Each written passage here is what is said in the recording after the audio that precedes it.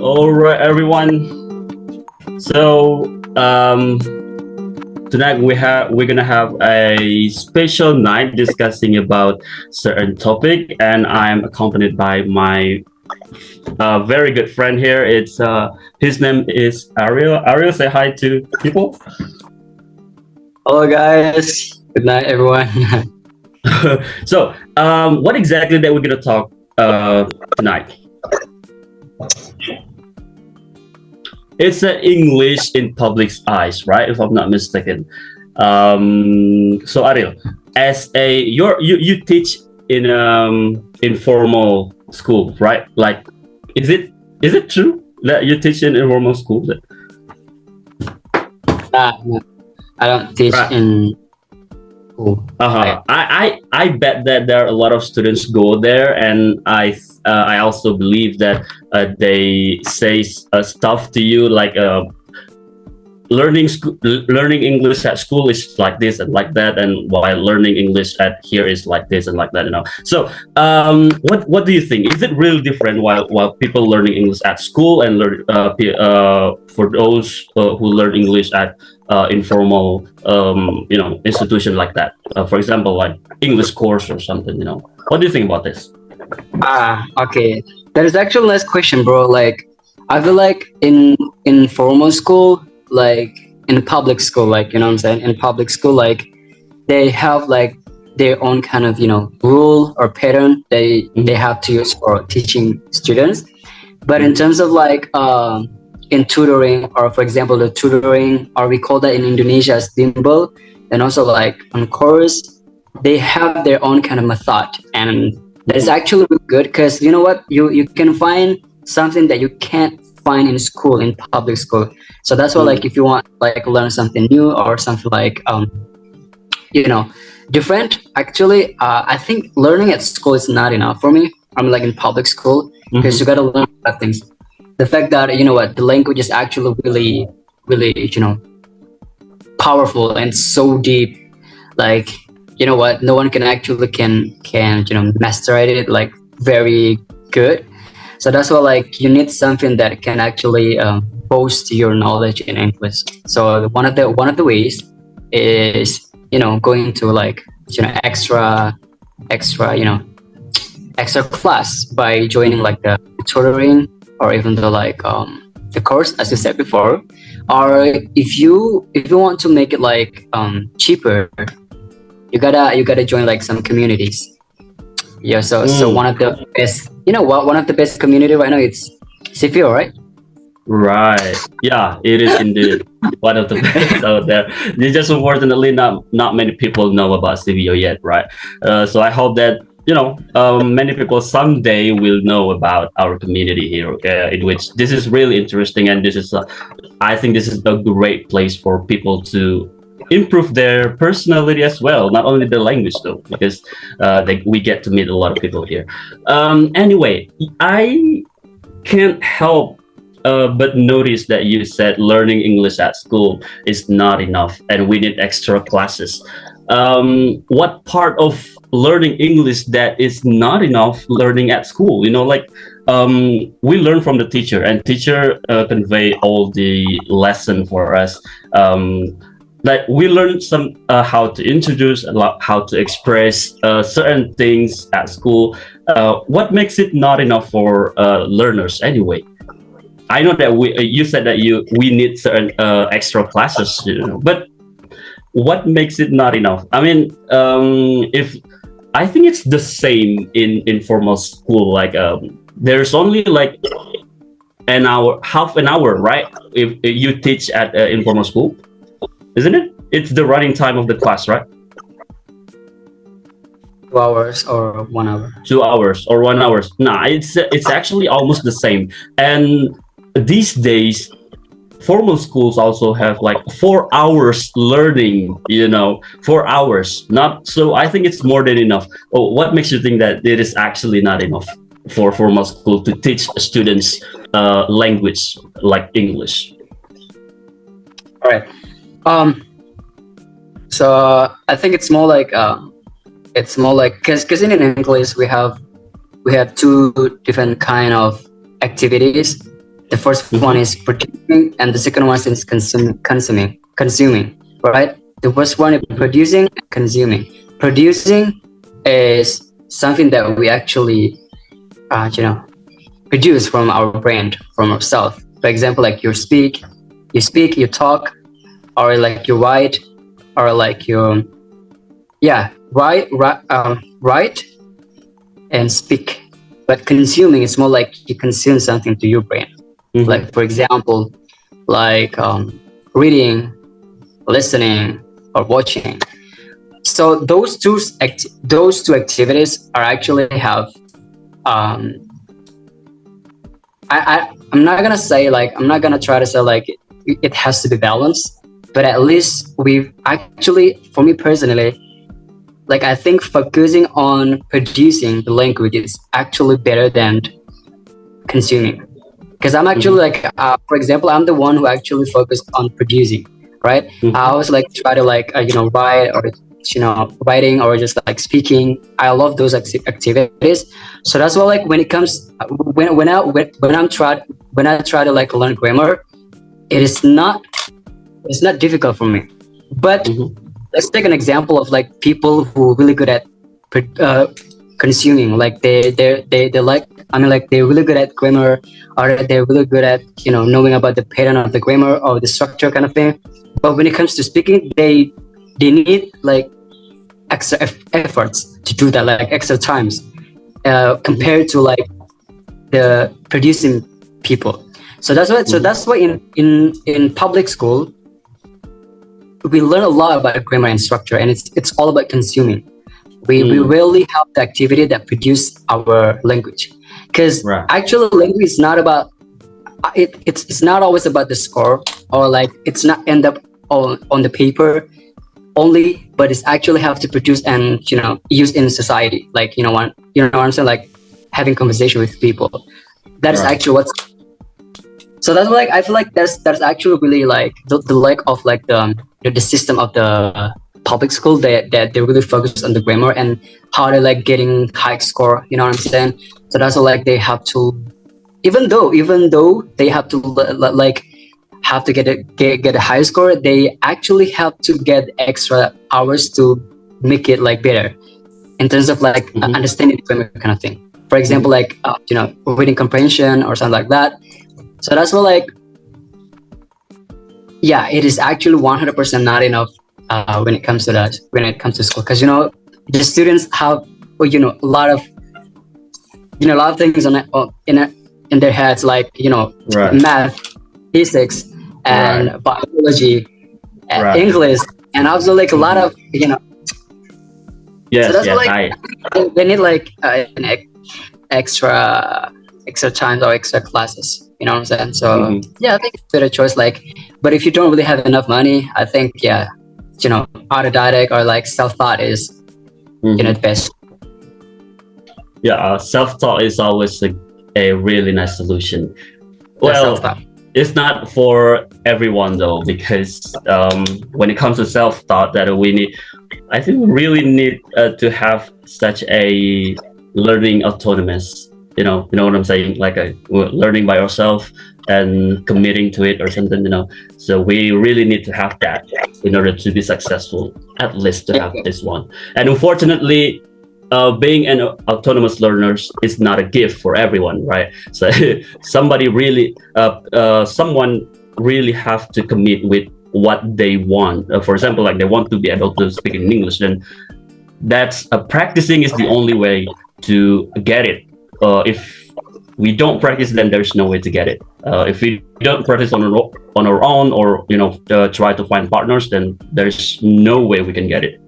Like speaking in English, of course. So speaking about the language itself, English, many students think they are scared or probably afraid to try to speak up. Let's say that they understand about the grammar, but when it comes to speaking, it's really hard to speak up. What do you think from the teacher's perspective? You are a teacher, right? Yeah, you teach English at an informal school, and what makes them difficult to speak up? Does it have anything to do with confidence? Of course, I believe that it does have something with confidence. But what else? What kind of other factors that probably affect the students? Actually, it's all about the culture. You know what I'm saying? So the language is actually one package with the culture. But when I talk about the language, it's actually like followed by the culture in it. So that's why there's phenomena that's phenomena that when people speak in another language, their personality will be actually kind of change. You know what I'm saying? Like when I'm talking in English, my personality like a little bit different when I'm talking in Indonesia because it's one package with the culture, right? So that's why it's all about the culture, man. Like in Indonesia, we don't have many people speak English, so that's why when they want to speak English, they need like the circle that support that. They need like the circle situation on the environment that support that activity. But in reality, like back to the reality in society, in our society, speaking English is still like kind of taboo. Not taboo. I'm sorry for that word, but it's more like kind of strange, kind of like where it's a rare situation that people speak in English, right? So that's why they don't really shy about it. They don't really afraid of making mistakes. But it's all about the culture because we don't have that type of situation in Indonesia. But let's have a look in another country. For example, the Philippines or Singapore. The culture, their culture are like speaking English. It's not a rare situation for them. So that's why when they talk in English, they don't really have a problem with that. So yeah, for example, like for in Malaysia too, Malaysia actually are really good at English. And then what about Thailand? Thailand or Korea. So when people talk in English on those countries, that's gonna be like really different. But like it's a rare situation. It's kind of weird. Not weird, but it's rare, just rare. So that's why like it's not 100% about afraid of making mistakes or even like they kind of shy or something like that. But it's all about the culture. That's actually my point of view. The culture. It's all about the culture. Because just imagine, I'm sorry. Just imagine you speak the language that people don't speak, and then you're the one who speak that language. There is actually one included the feeling of feel embarrassed or shy, but it's actually all about it's all about the culture. You know what I'm saying? I think we can't do anything about it, but we have to like make the circle, like the environment, like the supporting environment. So that's why like for people who want to learn English, don't ever try to push yourself to speak that language in the environment in the location or in the area that you don't belong you to do that kind of thing. So find the community, find the circle that support that. Right. That's interesting, actually. You talk about the culture.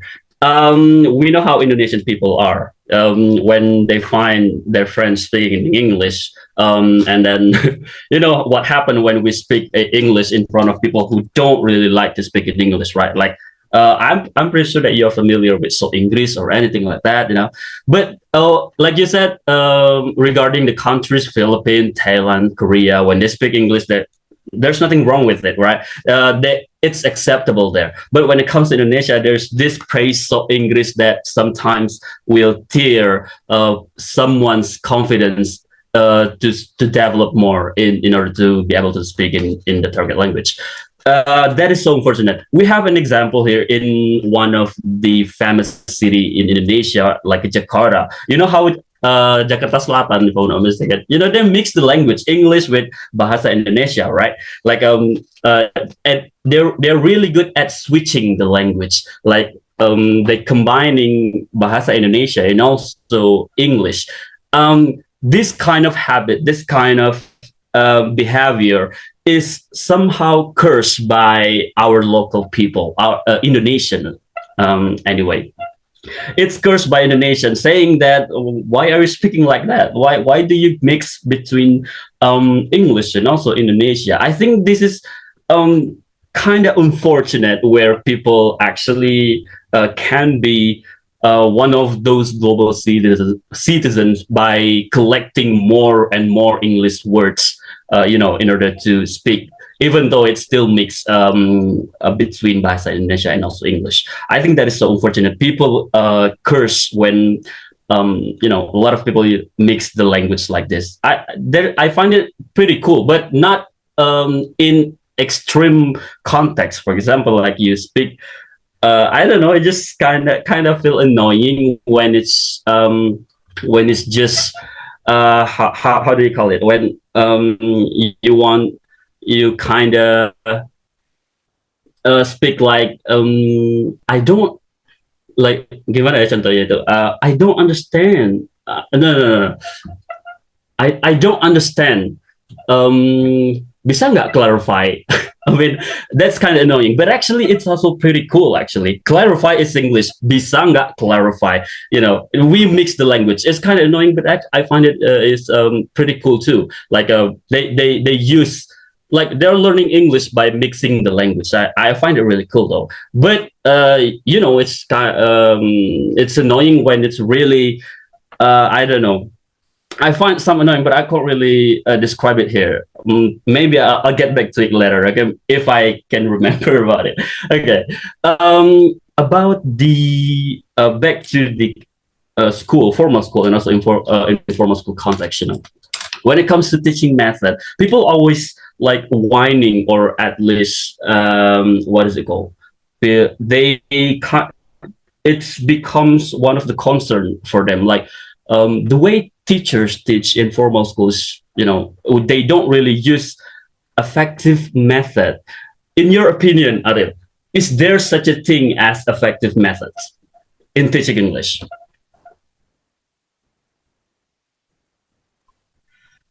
Absolutely. Like, I believe that teaching is an art. Mhm. Teaching is an art. How to like deliver the knowledge by giving treatments, like special Mhm. treatments to students. So when it comes to the method, it is actually some special method, or like good method. Mhm. But again and again, it's like, it depends on like what kind of person the tutor or like the teacher. So like, Right. for example, sometimes we can actually push someone to do something that they don't really know. For example, like for me myself, like I'm kind of person who always like, you know I don't like being serious in class. Like, actually, I love making jokes. I love make students like having good moment with me. Like, Mhm. but and that's actually pretty good. But the weakness of this method is actually they tends to like ignore, or like pretending like don't care about the lesson. So that's actually really crucial and really dangerous. It's kind of dangerous, but I think it's how we control the situation in class. So I can't really mention like one of the methods that actually really good, but from like let's have like the example for myself. Like, I think when it comes to me, uh, I try to like make English easier to understand. I'm gonna use like Mhm. the easiest language that they actually can understand. Because you know what, sometimes the language in the book actually really hard to understand. It's kind of complicated to understand, right? So it's how I actually restate the statement by using the simple language, so they actually can understand that. So that's one Mm. of the method. And after that, I'm not gonna try to push. I'll like try to be demanding, kind of demanding person to them, demanding teacher to them. So it's like it's more like the water, like, Mhm. know what I'm saying? Or the air flows with the winds, like, just let it be. And Mhm. then, yeah, I love practicing a lot. Like, I think this is the truth actually. Like, I think I'm the one who actually always try to like make them practice. So every time I like write down the the word on the whiteboard, I always like try to teach them like how to pronounce this word Right. correctly. For example, like how to pronounce how to pronounce for example like nature and mature, Hmm. nature and mature, or present and present. Hmm. And I always try to like make them to realize that language is not about grammar, but it's included in Right. practicing, right? I hope you Right. Right. understand that. But, Right. like, what about you Yeah. then? Like, Yeah.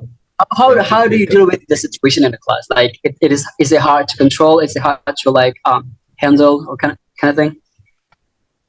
Yeah, I think since I teach at formal school, different classes needs different treatment, of course, when it comes to method or technique that we have to use in the classroom.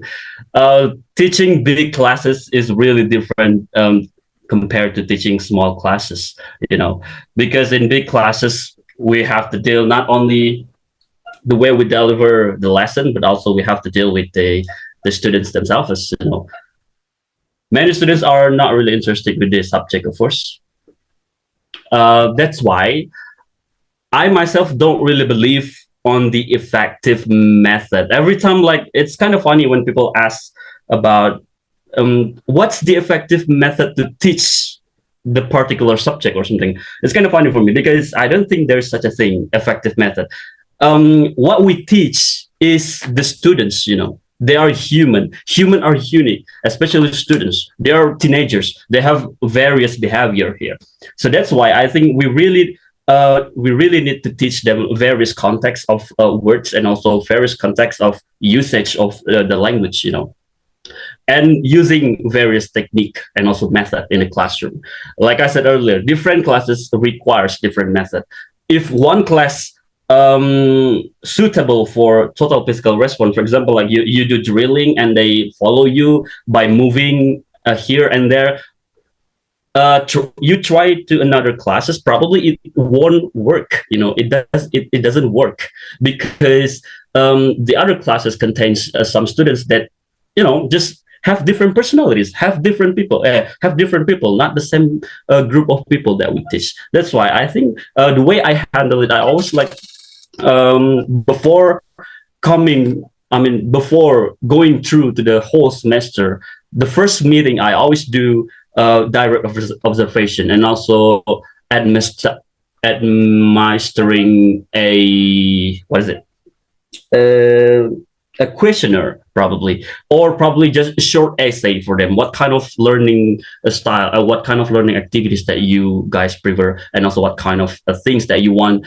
you expect in this classroom, in this language classroom, of course. That way, I can analyze things like, this class should be treated like this. This class should be treated like this. You know, so I really need to go like, I really need to analyze first. Not, I'm not a teacher who can just teach in the classroom and then, okay, today we're gonna have to do this, we're gonna have to do that. You know, it's a mess. It's always a mess every time I do that. That's why before coming into the semester, then I need to observe first, at least, you know, administering the questionnaires or short essay for them or something, in order to find out their learning style, and also, you know, stuff like that, or their preference, you know, anything like that. You know. That's how so far that I've been handling language classroom. It's really hard, actually, especially when they don't really appreciate you as the teacher. It's kind of sad, you know, dealing with the students who don't really like learning the language. Like, what am I doing here? Like, especially those who don't really have long attention span, you know, just like when we step into the classroom, they will just like, okay, sir, can we go home? You know, it's just 5 minutes and it's still 8 in the morning and they want to go home. Imagine, imagine that kind of situation. That's what I have to face every day, you know. But of course, being a teacher is not about all the subject that you have measured, but also your personality is also good. Have to be good, of course. the leadership, of course, you need to have that kind of characteristic in you too. It's not all about mastering the language and deliver it to them. It's not all about that. Being a teacher in a formal school, you gotta have one package: leadership, good command, and also good mastery of subject matter. Stuff like that. That's how. It's really hard to be a teacher, actually. Now, right now, I don't really feel that hard. I'm getting used to it. Okay. I wonder how you have already talked about like how the situation in your informal school. Have they? I wonder if they kind of challenge you, or at some point they kind of don't really want that you find them being really lazy at something. Have you find them like that, and how do you handle that? Well, that's actually really complicated. Like, students nowadays are really unique and various. And then when it comes in that situation, like, I always try to like understand them, like in terms of like when it comes to how they feel about their situation when they're kind of lazy to learn. I'm not gonna push them. Like it's just like useless when I push them, or like when I try to like push them to follow the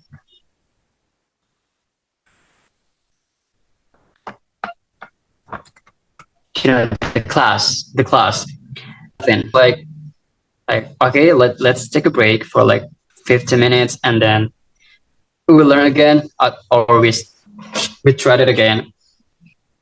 But most of my students are actually like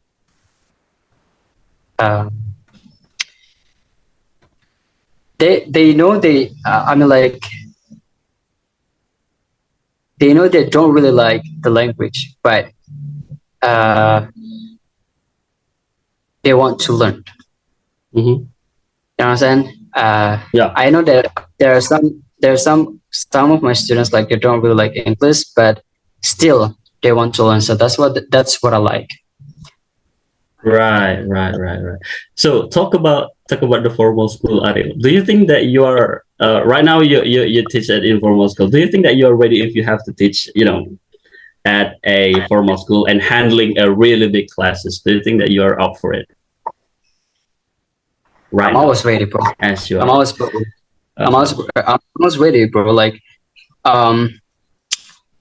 that's my dream job actually. But really, looking at the reality, looking at reality, like the financial, it's really hard for the newbie in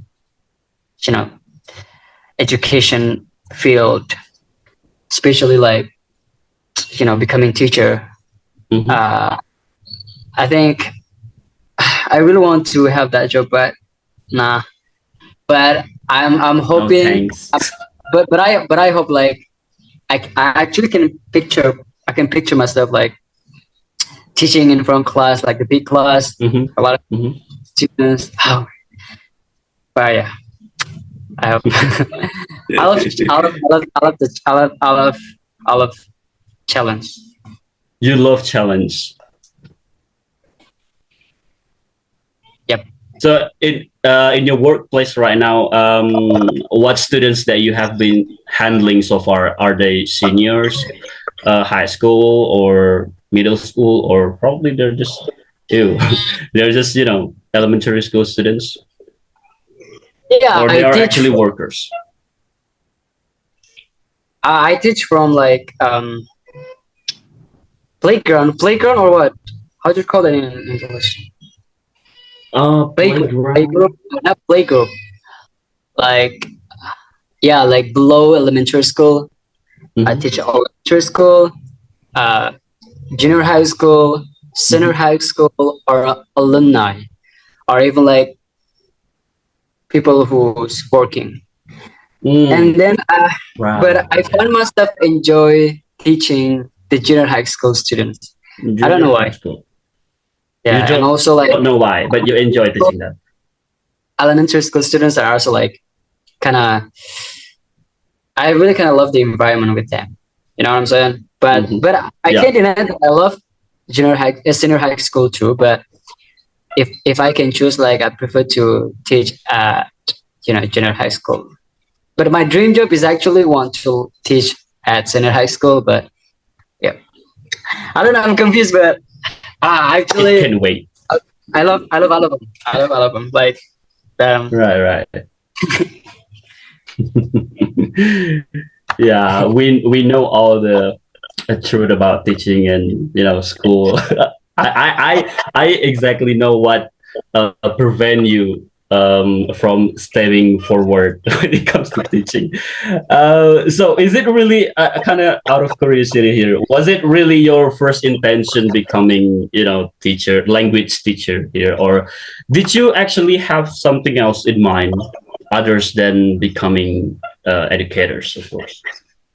oh, I like because I love drawing. I want to be an Hmm. illustrator, like designer of like the design graphic. You know what I'm saying? Like um yeah, I love arts. I love arts actually. I love music. I love drawing. I love like Right. doing illustrations. Because I was actually like I've done that. I've done it like in terms of like illustrating the book. Like I Hmm. illustrated the illustration of the book, and that was actually a really good experience. So that's like I want to do that like as a job too. Like Hmm. if I had a change, if I have a change. So but actually I'm processing myself. Like I'm actually like uh I'm on my way on that you know on that pace. Like I'm Hmm. collecting actually my money to buy like the media that I can use for that job, Right. like Right. illustrating or creating or making the logo for some brands or something like that. Hmm. I love I love arts. Hmm. I kind of curious about the students that you face in the classroom. You know what's viral right now in social media, right? Yeah, a guy with Dylan style and the way he speaks. Oh my God, it's stressing me out in the classroom. Students keep using that kind of phrase. Kamu mau tahu apa jawabannya? I really hate that.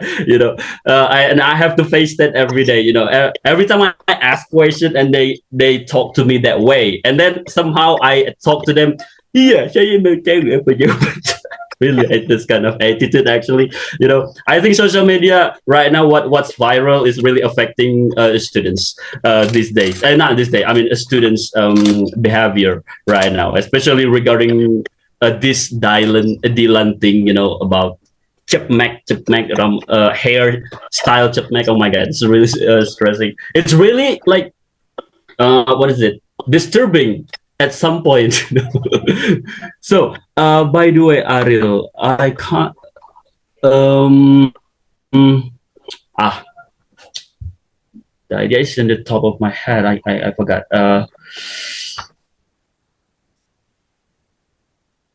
Hold on. Can you take over? What's going on? Like um. social media is freaking powerful. It's grows like a fungus. It's so fast. So that's why like I think yeah, social media is a powerful place for students to learn, to study, and we gotta be careful about it. Like it's good, but it's dangerous at the same time. You know what I'm saying? Mhm. Have you tried to teach by using social media, like TikTok, Instagram, or anything? Come again? Have you tried to teach your students by using social media like TikTok or Instagram or Uh, anything? No. Absolutely. Like What for what what for did you do? example, I always like try to like put some cases in my material using that kind of thing. So Hmm. for example, like for in terms like in reading comprehension, for the first step, like in normal level, I put that topic on the video comprehension, like TikTok, like the definition of TikTok or like something like that. I always like try to like follow the generation. You know what I'm saying? Right. Okay, follow the generations. Um, do you think that they all like when we use social media, they all interested in it, or probably they're just once funny thing is once I tried to use TikTok to teach, but it turns out that many students convey to me, I mean admit to me like, sir, why are you using TikTok? It's not. Oh my God, it's kind of they said something like ally or something. So I was like, really? I thought you liked TikTok, but unfortunately, I didn't really analyze stuff before involving social media in my teaching. I got some feedback from the students. We don't like it, and we don't like it. Unfortunately, that's what exactly happened. That's why I think that's why I said that students are really interesting. They have various behavior. That's why as a teacher, we really need to analyze first, like what kind of people that we are facing in the classroom. Yeah. So I was like, say something. Sorry, I cut you off. Say something about regarding the learners, or the students or learners, English learners to be specific, who are still struggling with their language development. Say something about it. What they have to say about it. okay, for you guys who's still struggling with the language that you actually want to learn, keep doing that. Like learning language, it's like a journey. You're gonna find like a lot of stuff. Like on that journey, you're gonna find rocks, mountains, houses, trees, grasses, or even like rocks. You're gonna find a lot of things.